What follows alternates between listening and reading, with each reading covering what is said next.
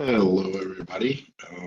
This is Domain 2 for the CYSA CRAM review. Assuming that everyone here hopefully has attended the Domain 1. We're going to build on what we talked about there. And let's jump right in with vulnerability management. So, given a scenario, implement vulnerability scanning methods and concepts. So let's take a look at what that takes and what we do. So asset discovery mapping. All right, what is that? Well, that's the process of identifying devices, services, and open ports in a network. What are the types of network scans? Ping sweep, ARP scans, subnet scanning, traceroute scans. So let's talk about a few of those. What is the definition of a ping sweep? Well, it identifies active hosts on a network. ARP scans identifies devices in a local network segment. And subnet scanning maps the entire network segment, where traceroute scanning identifies network paths and hops between hosts. So that are the different types of asset discovery mapping. Let's look at our fingerprinting. Okay, so a fingerprinting overview. What are we doing here? We're identifying devices based on network characteristics in devices. So the type of network scans you would use here would be passive and active. And your common tools used for this would be Nmap, Shodan, OSINT. So of those, Nmap is an open source network scanning tool. Shodan is internet-wide scanning database, and OSINT identifies devices using public data. Let's look at our special configuration or our considerations here. Those would be scheduling, operations, performance, sensitivity levels, segmentation, regulatory requirements. So let's kind of dig into those. What is the purpose of scheduling? Well, regularly scheduled scans ensure continuous security monitoring. You can do ad hoc scanning, performed as needed, or in response to a security threat. You can have scheduled scan, which run at set intervals to maintain security posture. Best practices, you want to run scans during off-peak hours. That's going to minimize your network impact. Increase frequency for high-risk environments. And you're going to automate scanning using tools like Nessus, OpenVAWS, or Qualys. Operations. So how scanning affects IT operations? Well, it can consume bandwidth and system resources, and it may trigger alerts or disruptions in sensitive environments. You have to have coordination with IT and the SOC particularly to make sure that they are aware that those scans are happening and when they're happening. And some of the best practices with those would be, you want to use credentialed scans to reduce false positives. Implement staggered scanning to avoid, completely oversaturating network resources. And you want to maintain clear policies on scan windows and emergency scans. So from a performance perspective, scanning and network system performance, active scans have a tendency to slow down network traffic. Agent-based scans reduce impact but require deployment on endpoints, and cloud-based assets may need external scanning solutions. And some of those best practices there in terms of performance would be to adjust that scan intensity to balance thoroughness and performance, use differentiated scanning profiles for various asset types, and then of course, monitor for scan-induced performance drops and adjust accordingly. Sensitivity levels. So why does that matter? Well, not all assets require the same scan depth. High sensitivity scans can cause disruptions, in SCADA or ICS environments. And so the best practices here would be to classify assets as best you can between critical, moderate, and low. And then we use low intensity scans for mission critical systems. So we're not, interrupting those, and exclude those sensitive assets from aggressive scanning techniques to make sure we don't bring anything down. In terms of segmentation, In vulnerability scan, the role of network segmentation really is to minimize lateral movement by attackers and restrict scan visibility if not properly configured. So that's what segmentation, how segmentation plays a role. And finally, regulatory requirements. So you have to consider compliance, which framework you're using, whether it be PCI, HIPAA, GDPR, NIST, whatever it may be. When you're doing these scans and how often they need to be done. So you would want to align the scan schedules and methods with compliance frameworks, maintain logs and reports for audits, and regularly update policies to reflect new regulatory changes. So introduction to internal and external scanning. Let's take a look at this. So essentially, what is vulnerability scanning? Well, a proactive security measure to identify weaknesses in a network. There's two main types, internal and external. Internal is performed within the network, and external is conducted from outside your network perimeter. So understanding the difference is crucial for securing an organization's attack surface. Internal scans focus on assets inside the firewall, while external scans access perimeter defenses. Both of these are necessary, for comprehensive security, but just want to make sure we understand the differences, and we're going to dive into those right now. So internal scanning. Essentially, it's conducted from, like I said, from within the organization's network. It identifies vulnerabilities inside the firewall, affecting internal systems and endpoints. Excuse me, sorry. Common focus areas, workstations and servers, internal applications, misconfigurations and patch levels, weak credentials and policy violations. Internal scans help detect misconfigured systems, outdated software, insider threats. That's what they're generally used for. And the scans are critical for detecting lateral movement once an attacker has breached the perimeter. It can be agent-based or agentless, depending on what type of internal scanning product you're using and the infrastructure needs. All right, what is an external scan? Let's take a look at that. Like again, performed from outside the network, from outside the organization's network. It identifies security weaknesses that external attackers can exploit. And the common focus areas from that external scan perspective are firewalls, VPNs, public-facing servers, web applications, cloud infrastructure, and DNS misconfigurations. An external scan is often used to kind of mimic an attacker's perspective, essentially scanning external accessible assets. We use these in compliance audits, and they should be regularly scheduled to detect new vulnerabilities, particularly, again, from outside the network, so you can kind of get an idea of what an attacker may be we're looking at. Agent scans. Okay, what is an agent scan? It's a method that requires lightweight software agent installed on endpoints. So this is an agent-based scan. Key features here: runs continuously, provides real-time monitoring. So it's not a one and done. It's always scanning at all times from the agent and passing that information on.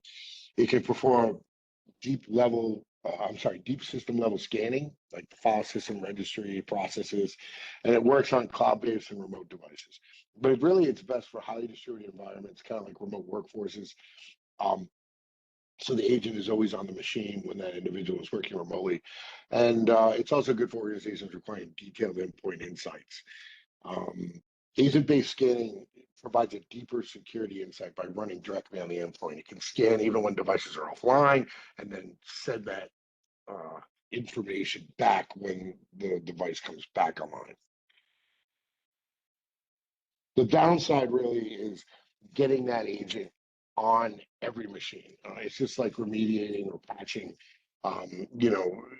ensuring that an endpoint is online at the time of patching can always be difficult. Same thing happens here when you initially roll out the agent or update the agent. Making sure that endpoint is available to do that can sometimes be challenging. Agentless scans. All right, when it comes to agentless scans, it's a scanning method that does not require the software installed in the endpoints, right? So key features here, uses network-based scanning tools like Nessus, OpenVAS, Scans from a centralized location using protocols like SSH, SMP, WMI, and it provides a broad overview of network assets and vulnerabilities. Really, agentless scanning is best for on-premise environments with a controlled infrastructure, and for periodic compliance scans, whether it be NIST, PCI, HITRUST, SOC 2. Agentless scanning is easier to deploy, but it can miss endpoint level vulnerabilities. And it does require network connectivity. So it can't scan devices that are powered off or not online. It's more efficient for scanning larger networks without deploying additional software. Credentialed scans. So it's a scan that authenticates with valid credentials to gain deeper insights. All right. It uses admin or user credentials to access the OS applications and configurations, and provides detailed vulnerability information, i.e., missing patches, misconfigurations, or weak security settings. It's really best for internal security assessments, regulatory compliance checks, and deep security analysis for patch management. Credential scans provide the most comprehensive security posture, so they're the best out there. That is going to tell you the most about your systems and your network. They mimic an insider threat, like an assumed breach or compromised account scenario. They're useful for identifying vulnerabilities that non-credentialed scans miss, such as outdated software versions or unpatched OS vulnerabilities. Now, there are credential scans and there are non-credential scans. As you might imagine, benefits and the downsides are there in the opposite direction. So this is performed without authenticating credentials. It uses a network-based scanning to detect exposed services, open ports, and weak configurations, and it simulates an external attacker trying to find vulnerabilities. So this is best for external perimeter security testing, attack surface discovery, firewall and access control verification. Non-credential scans are fast, and they're useful for understanding external threats. They identify open ports, weak encryption, and outdated services. However, they generate a lot of false positives and lack that deep OS level visibility. Passive scanning.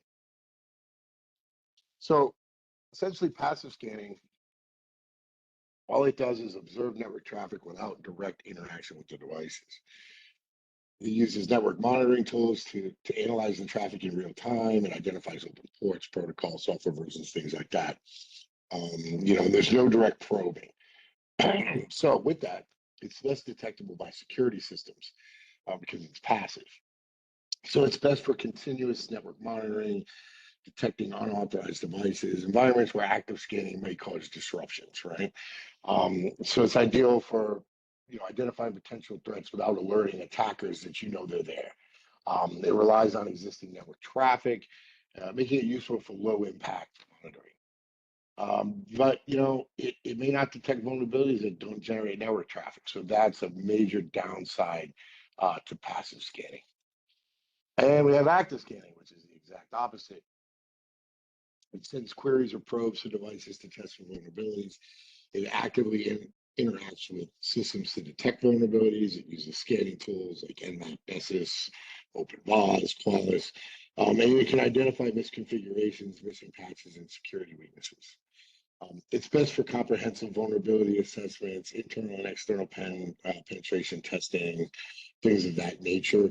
It provides detailed security insights, but can trigger major security alarms and alerts, which can disrupt operations. Especially, legacy or critical infrastructure can crash due to aggressive scanning, so this is something to be careful of. And scheduling active scans properly can kind of prevent that network congestion or performance issues. All right, static testing. What is static testing?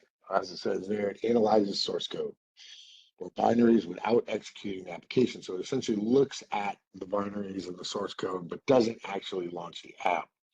So it scans the code for security flaws before deployment, identifies SQL injection, buffer overflows, hard-coded credentials, things like that. So it's best for early stage security testing during development, DevSecOps, detecting vulnerabilities before runtime, ensuring compliance with secure coding standards. And, it's white box testing method. It requires access to the source code. So without it, that can be difficult. Developers can use it to fix vulnerabilities early, reducing remediation costs. But SaaS can, also produce false positives, and it struggles with identifying runtime vulnerabilities. Dynamic testing. Test an application while it's running, okay? Simulating real-world attacks. So it scans web apps, APIs, other things like that for security weaknesses while it's actually operating. It identifies input validation issues, authentication flaws, and runtime vulnerabilities. It works with black box testing, no access to source code required. Best for detecting security flaws in a live environment, validating web applications, user authentication mechanisms, things of that nature. It definitely finds the vulnerabilities missed by SAST, such as authentication bypasses or session management flows. However, DAST cannot pinpoint the exact line of vulnerable code, making fixes more complex. All right, some terms to know. Reverse engineering, what is it? Okay, process of analyzing software or hardware to understand its design, functionality, or vulnerability. So we use reverse engineering whenever we find a piece of software code or something that an attacker may have used. We identify, and we can use it for code that we have created. And the purpose of reverse engineering is to identify security flaws in proprietary and malicious software, detect malware behavior, extract encryption keys or bypass protections. You can use tools like IDA Pro, OllyDumper, things like that to reverse engineer these codes or this code. So a lot of use cases for it: malware analysis, software debugging and patching, and kind of just understanding closed source applications. All right, fuzzing. Automated testing technique that inputs random or malformed data into a system to identify vulnerabilities. So this finds memory corruption, crashes, or unexpected behaviors, and you can test input validation in software and protocols. And there's several types of it: mutation-based, which modifies existing valid inputs; generation-based, which creates inputs based on predefined structure. And some of the common tools used, they range from the American Fuzzy Lob, Peach Fuzzer, OSS Fuzz. There's a bunch out there. All right, let's take a look at our critical infrastructure. So what is critical infrastructure? It says right there: operational technology, industrial control systems, supervisory control, and data acquisition. So this is what organizations can, or many organizations consider critical. Any of these would be considered critical infrastructure and would fall into some of the things we were talking about passive scanning rather than aggressive scanning or active scanning. But this is some of the areas that are considered critical infrastructure. Security baseline scanning. So it's a process of checking systems against predefined security configurations to ensure compliance and reduce vulnerabilities. So the purpose of it, ensure systems meet industry security standards like NIST or ISO, detects misconfiguration and unauthorized changes, and helps maintain regulatory compliance. And a lot of the common tools used for baseline scanning, include Microsoft Baseline Security Analyzer, which checks for Windows misconfigurations; SCAP, which we use in the military quite a bit. That's the area I come from. That's Security Content Automation Protocol. It's a standardized security baseline scanning software that looks at what the baseline should be and what yours currently is, and picks out the missing links. Nessus and OpenVAS, it detects misconfigurations and missing patches, things of that nature. Industry frameworks. So these are some, not even close to all of the industry frameworks. Okay. I noticed that NIST is not listed on here. I'm going to get that on there, but there are many frameworks beyond this. There's SOC 2, there's HITRUST, NIST, CMMC, ISO 27000. There's just a ton, but these are just an example of some of the industry frameworks that you may have to follow. All right.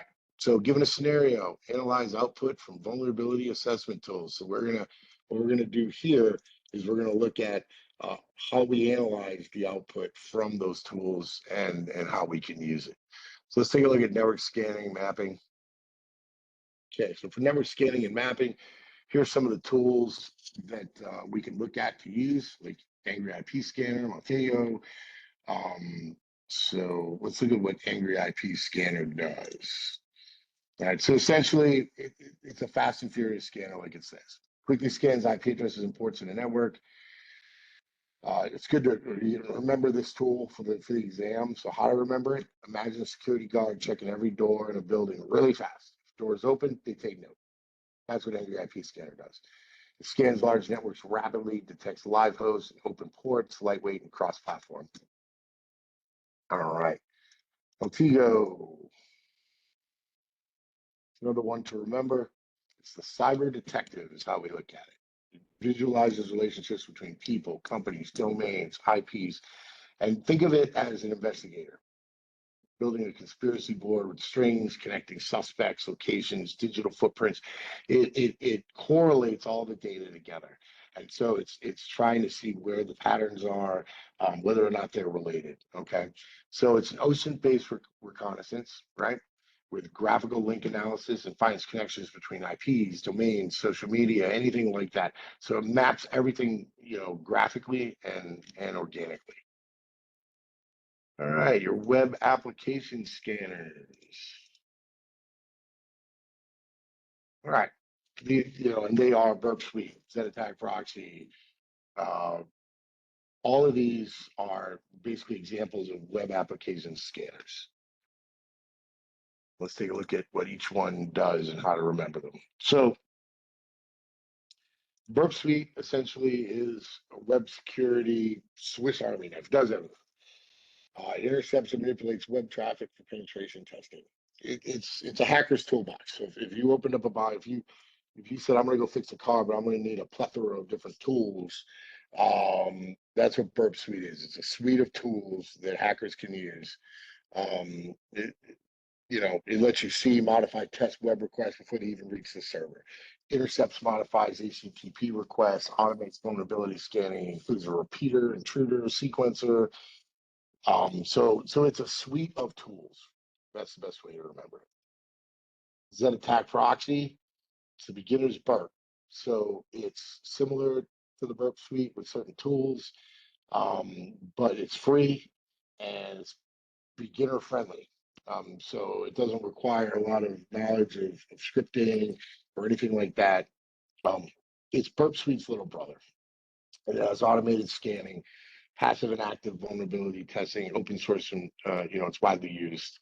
So zero cost application pen test. That's how to remember that. All right, that's spelled wrong there. Change that. There you go. All right, so this is the web app spider. So web vulnerability scanner designed for high performance automated testing. Just remember it as a spider, just like a spider crawls the web. It looks at web applications to find vulnerabilities. It detects things like SQL injection attacks, cross-site scripting, security misconfigurations, distributed scanning for large applications, and it's highly customizable with some of the plugins you can get for it. All right, so the loud but thorough inspector. Take note. Okay. The reason they call it loud, it's a fast scanner that checks web services for outdated software and security holes, but it is noisy. It's an aggressive active scanner for vulnerabilities without stealth. It's great for quick assessments, but not for staying hidden. So anybody using this is going to get found really quick.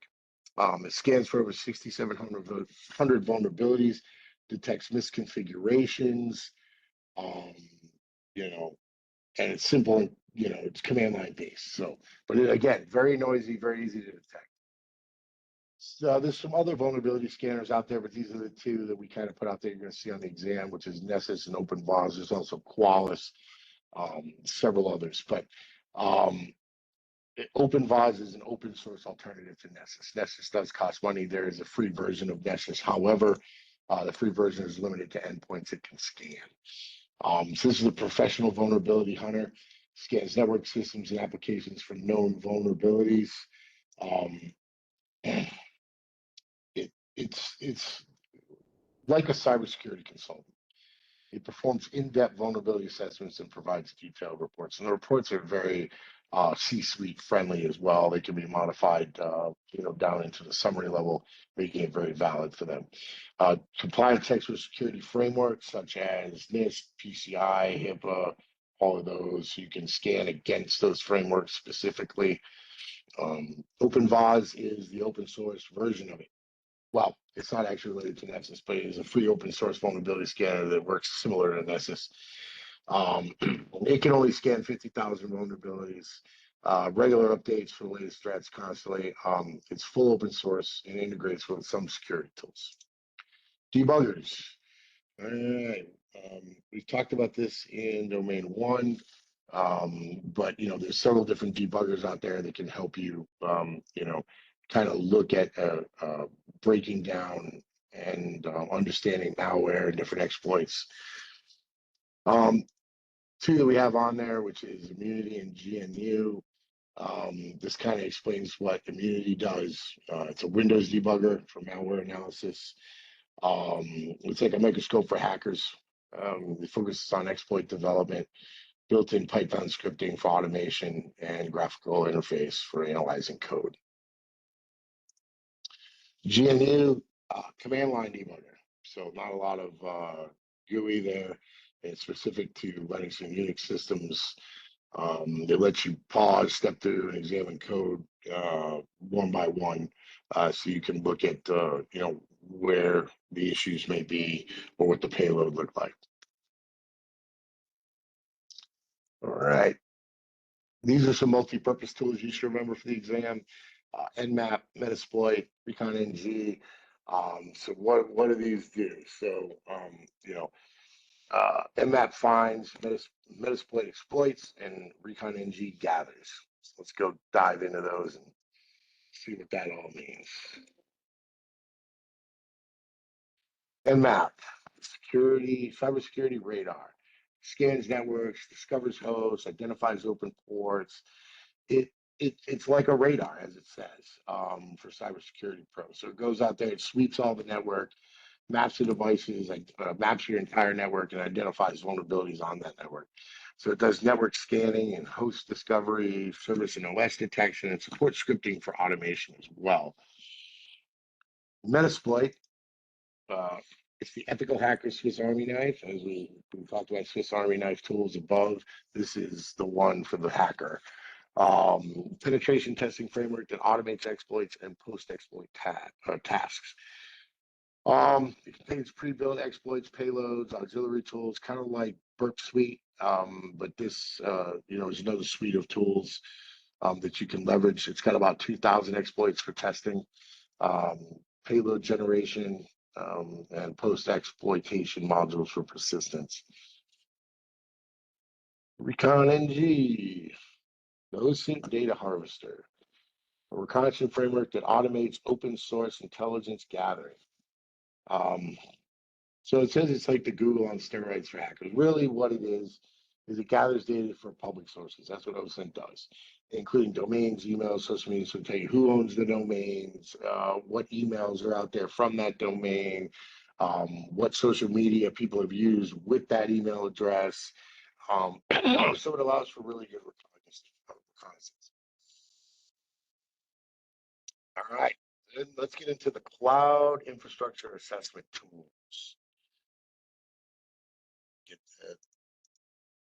So you got several here to remember: Scout Suite, Prowler, Pacu. Scout Suite finds misconfigurations, Prowler ensures compliance, Pacu attacks vulnerabilities. Let's dive into those a little deeper. This is the auditor tool. It's a multi-cloud security auditing tool. It'll do AWS, Azure, any of the other ones that are out there for misconfigurations.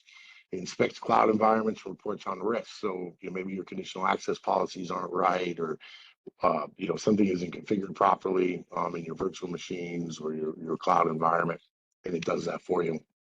And again, it is eclectic, vendor eclectic, so it will work with several different vendors. Prowler is specific to AWS CIS Benchfetch Enforcer. benchmark enforcer, security tool focused on AWS compliance and best practices.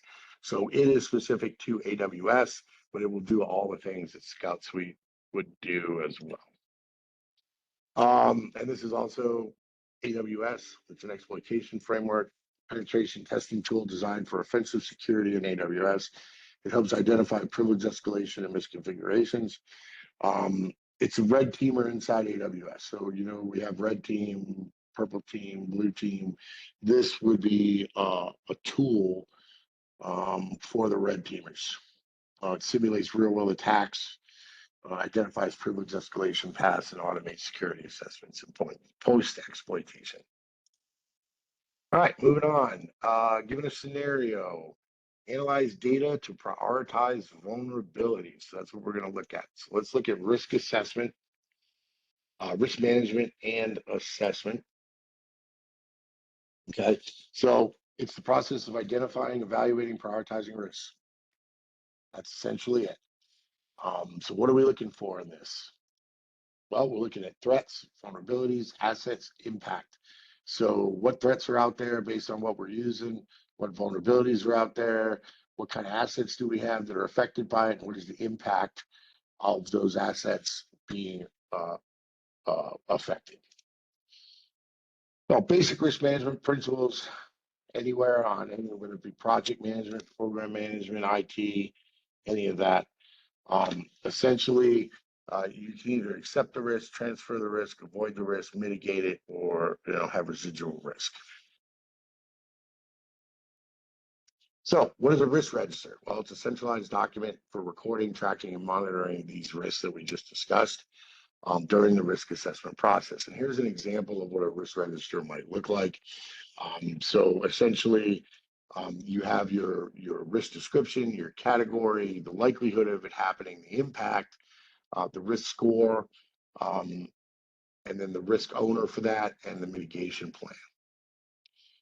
So this is, these can have different columns, or and the scores can be calculated differently depending on the organization, but that's essentially a generic version of what a risk register looks like. So there's different types of risk analysis. The first one is qualitative risk analysis. This method is used to assess and prioritize risk based on their likelihood and impact, typically using subjective judgment rather than numerical. So what does that mean? So you're looking at a particular risk and there's no data to support it, or not, no numerical data to support it, metrics. But you're looking at it and you're saying, okay, I think it's a high, a medium, a critical risk. And you have to categorize it, whether it be a technical risk, an operational risk, and you rank them. You're going to rank these risks based, relative to score. And then, expert judgment. So you're going to take this risk and you're going to bring it to the people who may not have data to support it, but may say, in the past, we have seen, and those people are going to take a look at those risks from an operational perspective and a technical perspective, and go ahead and help you rank those. So here's what a qualitative risk assessment matrix would look like. On the left-hand side, you have your likelihood. On the bottom, you have your consequence or impact. And so this would be kind of how you would rank, or how you would classify those risks when they do come up in a qualitative environment. Quantitative risk management is absolutely about the numbers, numerical values, monetary loss, probabilities, and statistical data you may have. So here are some of the equations that may go along with that when you look at it from there. Single loss expectancy. So your asset value times your exposure factor. So how much is the value of the asset, and what's your exposure? Annual loss expectancy, single loss expectancy times annual rate of occurrence. And you should remember these because these may come up on the test. All right. In order to do that, I'm going to let you practice these on your own.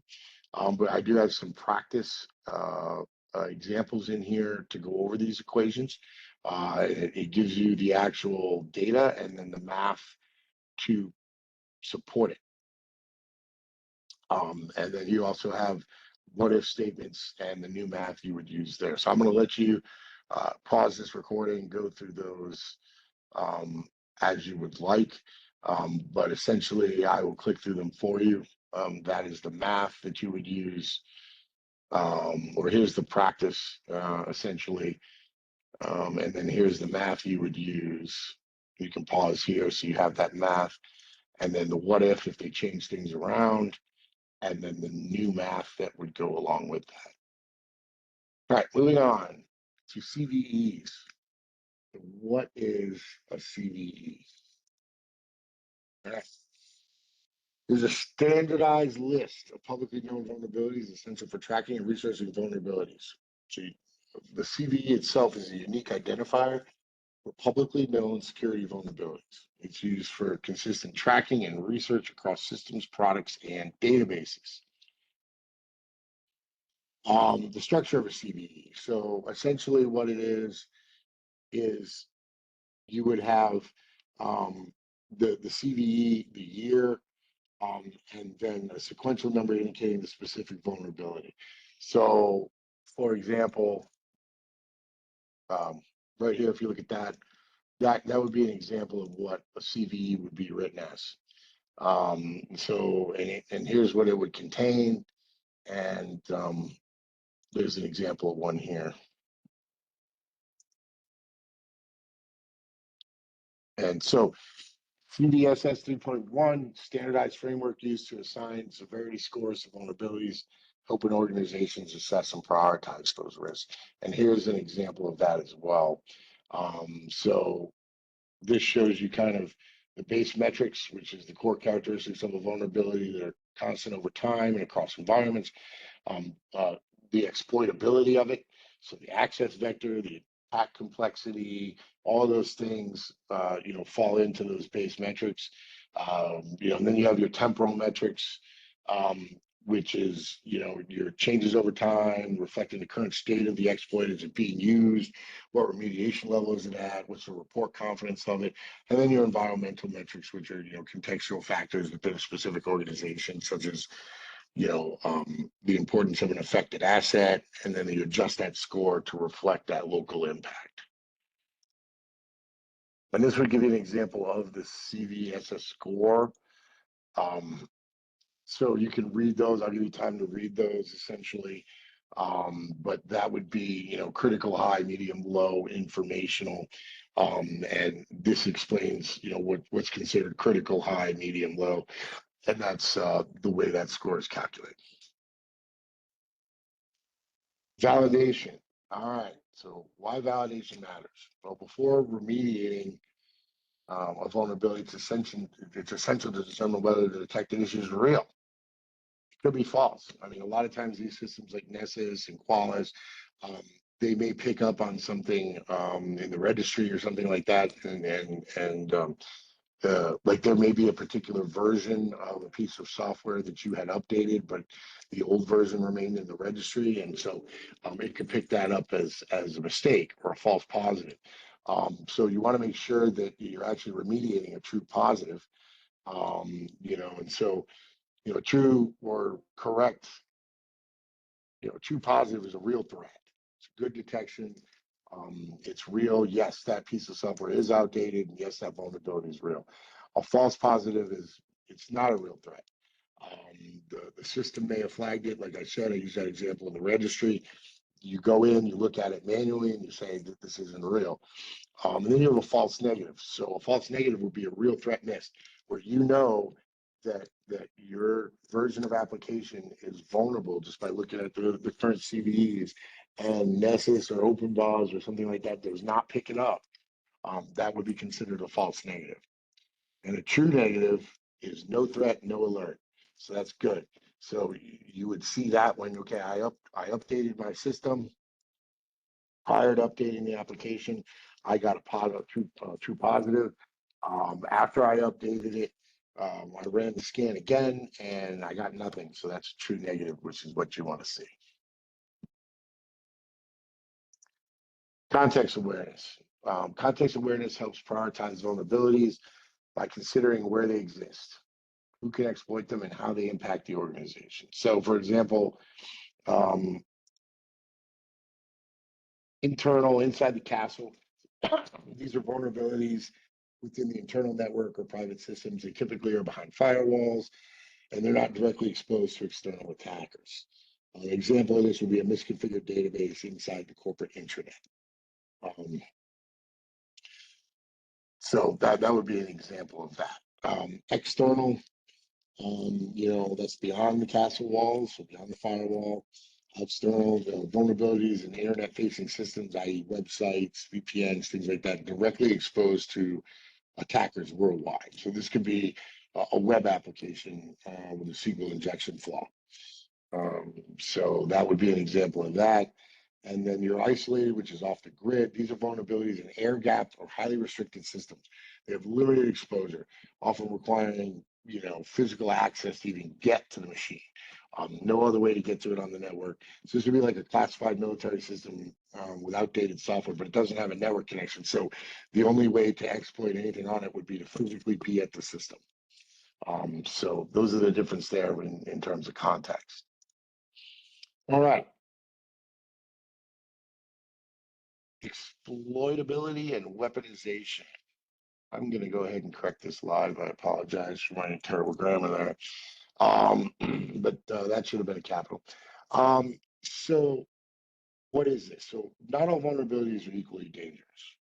Some are easily exploitable, while others require not only advanced skills, but long periods of time to possibly exploit them. Okay. So that's why these are different. How easy is it to attack? It determines how practical an exploit is. Is it really going to be exploited? And if it is, in a reasonable period of time. And weaponization refers to how dangerous it is. So whether an exploit has been turned into a weaponized attack. All right. So signs of weaponization could be, active use by cyber criminals, automated exploit tools available, integrated into botnets, things of that nature. So when it comes to weaponization, it really measures whether an exploit can be turned into a weaponized attack against you. So those are the two main differences there. 0 day. Well, I think we've all heard this, even as users before we got into cybersecurity. But what is a 0 day vulnerability? Well, it's a security flaw that has absolutely no official patch or fix. It was discovered on day 0, and there's no way to fix it right now. They can exploit that before the vendors find a way to fix it, or before you find a way to fix it. So it's unknown to the vendor. No patch exists. It's actively being exploited in the wild. Attackers are using it before a fix is available. So they found it before the vendor or before the blue team, and they're using it. So it's used in cyber espionage and many targeted attacks. All right, let's look at this right here, which is given a scenario, recommend controls to mitigate attacks and software vulnerabilities. So let's kind of look at some of these. Cross-site scripting, how would you mitigate this? What does it do? Well, cross-site scripting allows attackers to inject malicious scripts into web applications, often stealing user credentials, data, hijacking user sessions, and they can be reflected or persistent.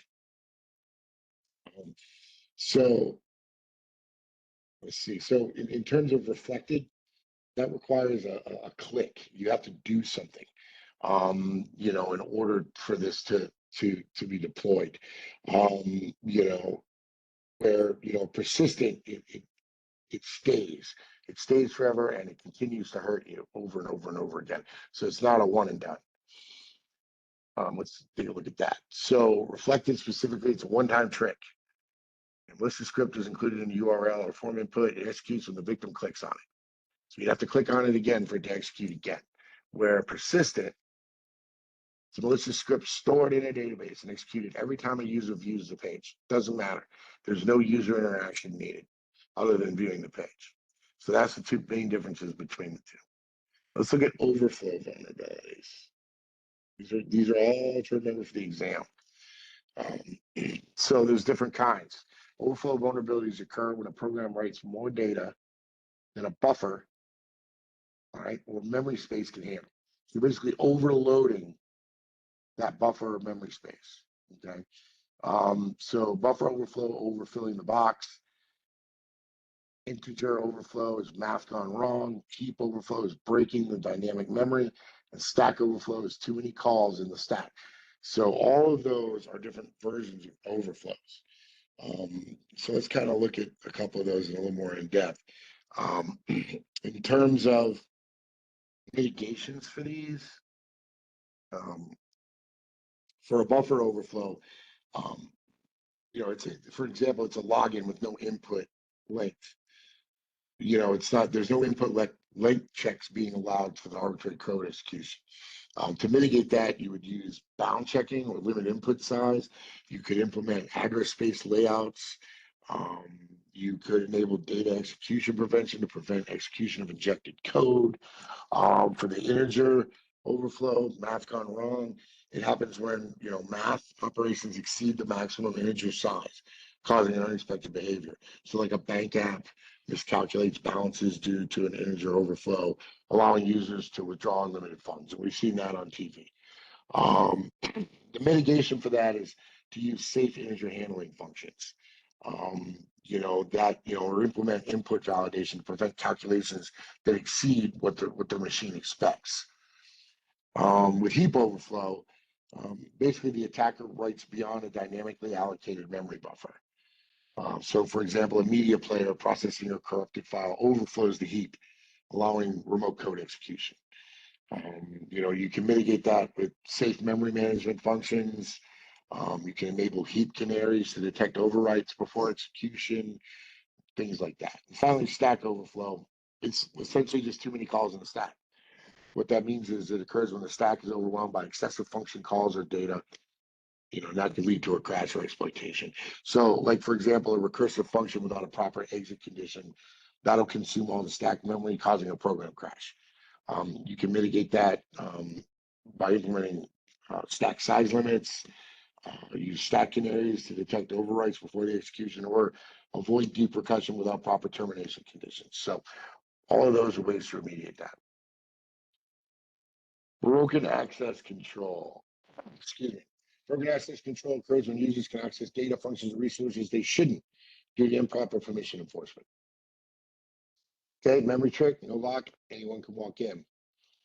You have vertical privilege escalation, horizontal privilege escalation, and unrestricted API access.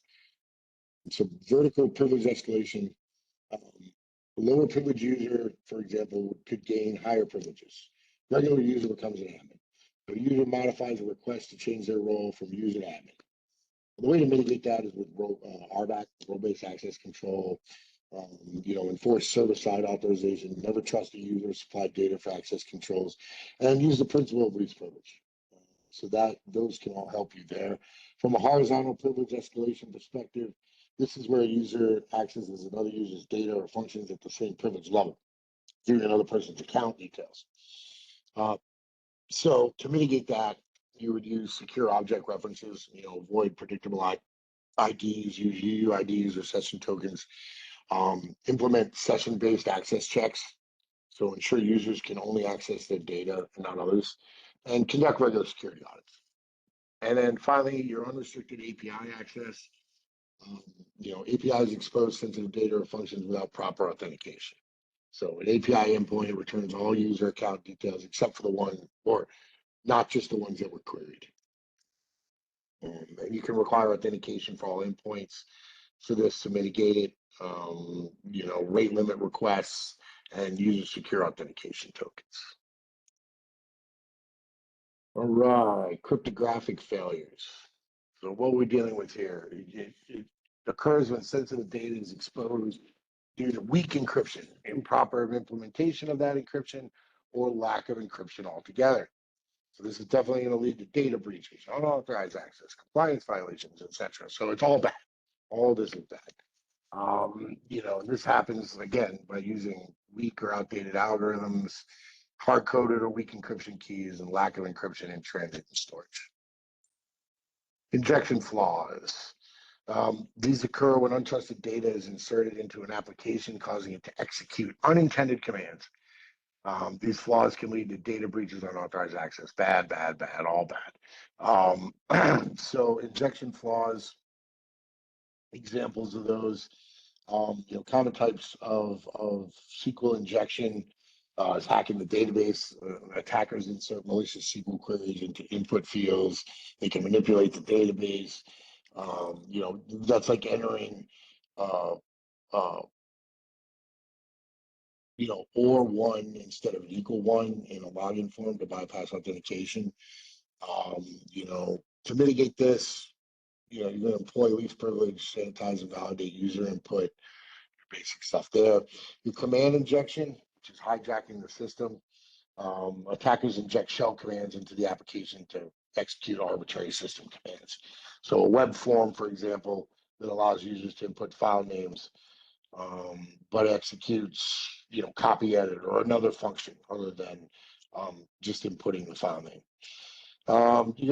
To mitigate that, you would avoid direct execution of user input, implement input allow lists, restrict acceptable values for user input, and then use escaping functions to prevent special characters from being interpreted as commands. And then finally, your cross-site scripting. Attackers will insert JavaScript into web pages, which then executes in users' browsers. To mitigate that, escape output, encode special characters before rendering, use content security policies, and validate and sanitize input. All right. So let's go down to directory traversal. Okay, so what is directory traversal? It occurs when an attacker manipulates file paths to access restricted directories and files outside of the intended web route. All right, so it's essentially climbing up the folder tree to see what you shouldn't. So if you were given access, if you have access to one part of a directory tree, but you're not supposed to have access to others, and you exploit that, that's essentially what this is, directory traversal. All right, so another thing you want to do for the exam, you want to be able to, let me just delete this here, ladies and gentlemen, I'm sorry. Explain concepts related to vulnerability response handling and management. All right, so let's look at what those are. Compensating controls. Okay, what is a compensating control? Do we know what a control is? Well, a control in the NIST world or HITRUST or any of the security frameworks, a control is essentially something to prevent a vulnerability. So you would put either a technical or operational control in place that is meant to remediate that vulnerability and to secure that system or network or whatever it may be. A compensating control is a security measure used as a temporary or alternative safeguard when the actual control, preferred control, or required security control cannot be fully implemented. So it's a backup.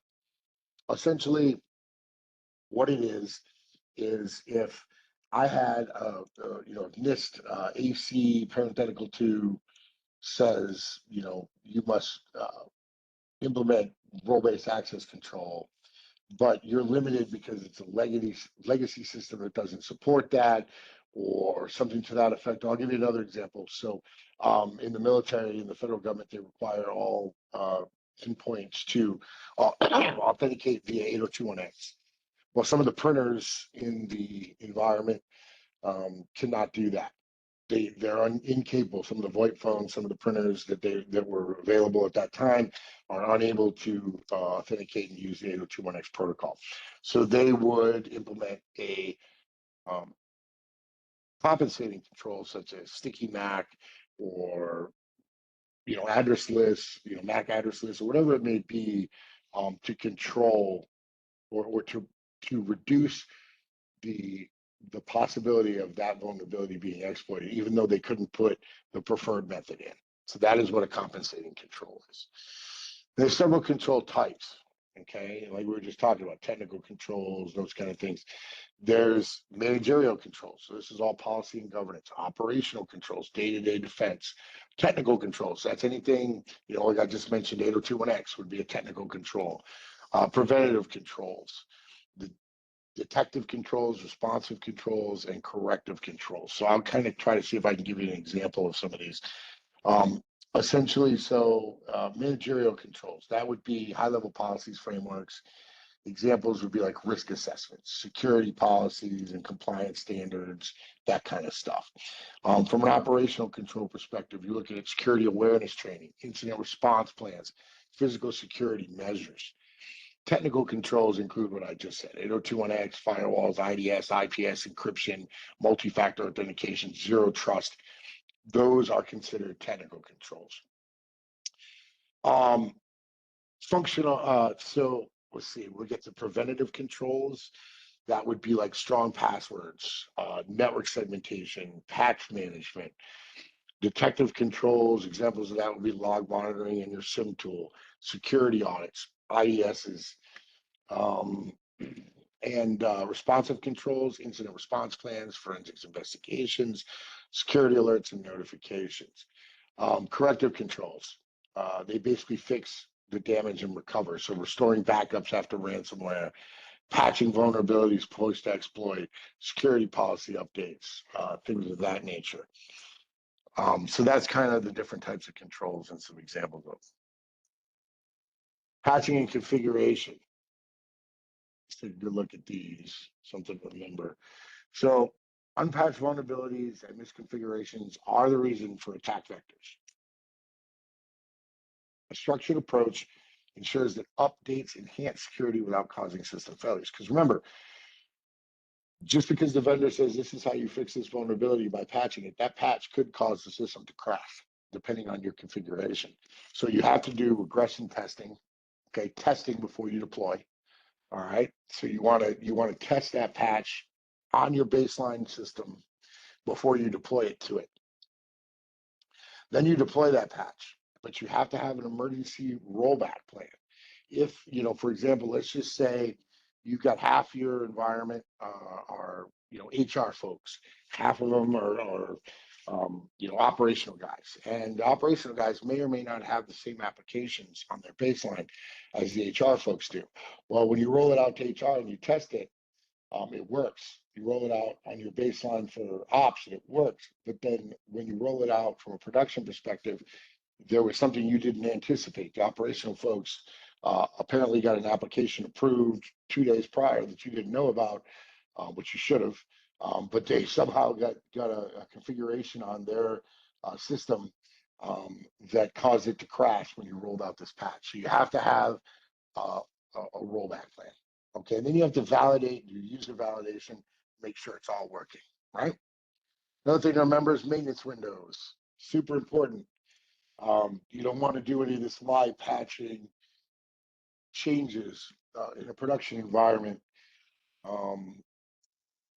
during normal operating hours. You want to have specified maintenance windows so you have time to roll out, test, and, validate and make sure nothing has happened, because if it did, you want to be able to roll back before operation starts the next day. So that is what those maintenance windows are for. Exceptions. Let's look at that in depth. It's a situation where a system, application, or device cannot be patched or updated. So, meaning, let's go back to that operational environment conversation.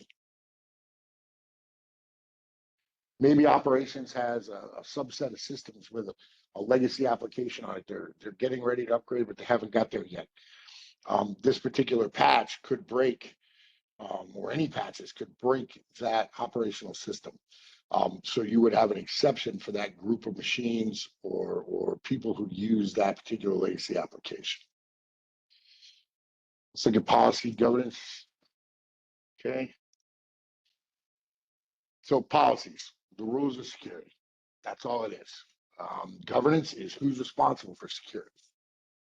And then service level objectives are how fast we respond. So very simply, that really requires no real explanation. The definitions are there. Very, very simple. If you have any questions, please reach out. Prioritization and escalation. So what does that mean? Well, we're looking at, so prioritization essentially is what should we fix first?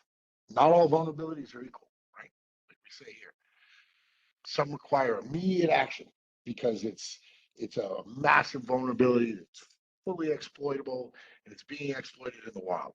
So you have to look at this and say, what are we going to fix first? Generally when it comes to vulnerabilities, When you get a vulnerability scan, whether it be internal or external, like I said, it's classified critical, high, medium, low. Most organizations look at the most bang for their buck and they say, let's get rid of the critical ones first, the highest first. But that also depends on how many systems are affected and whether or not those systems are critical. So there's a lot of factors that go into this, and it determines whether or not what we're going to prioritize and when we're going to remediate. So remember that going forward as well. Let's take a look here. We got attack surface management. Continuous process that identifies, tests, and reduces an organization's exposure by cyber threats to cyber threats by analyzing all possible attack entry points. That is what attack surface management means. So we have a few different things here: edge discovery, passive discovery, security control testing, penetration testing, and it goes on and on. So examples of those for edge discovery, scanning for publicly accessible servers that may lack proper security configuration. That would be an example of that. Passive discovery, checking public DNS records, leak credentials, or company data on the dark web. Security control testing. Example of that would be checking if multi-factor authentication is enforced for external logins. Penetration testing and adversary emulation. This is red teaming.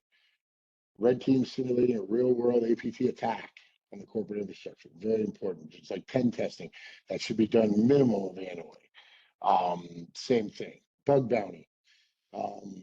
Example of that is a hacker reports a cross-site scripting flaw in a company's web app in exchange for a bounty. So essentially, he says, "Hey, I found this in XYZ's company." He puts it out on the dark web and says, either another hacker will pay him for it, or he comes back to the company themselves, which is really what a bug bounty is, and says, "Hey, I found this bug in your system. I'll tell you what it is for a certain amount of money." And that he is pretending to help you try to fix it, but really he's just trying to get money. And your attack surface reduction, essentially that would be, disabling unused ports, different services that don't really need to be used that are open. All right, secure coding best practices. This is essentially DevSecOps. Okay, this is making sure that all your code is secure before it's pushed out. And if we go down to the secure software development lifecycle, again, DevSecOps, during the sprints and the development of applications, security should be built in to that sprint at every portion of the application. So that is essentially what you're trying to do here. So in the past, developers would just create code with no concern for security. That made for ridiculous amounts of vendor remediations, patches being pushed out, updates. The goal here is to try to baseline security within the code itself so that there's not as many vulnerabilities in the code, which helps reduce all those other efforts. Last slide here, threat modeling. Okay, so threat modeling is essentially a structured approach to identifying, analyzing, and mitigating potential security threats before they become real vulnerabilities, as it says right there. And there's several things here. You want to identify those assets, identify the threats, identify possible attack vectors, assess risk and impact, and then implement mitigation. So pretty straightforward there. So thank you for attending Domain 2's cohort for the CYSA, and look forward to our next cohort for Domain 3.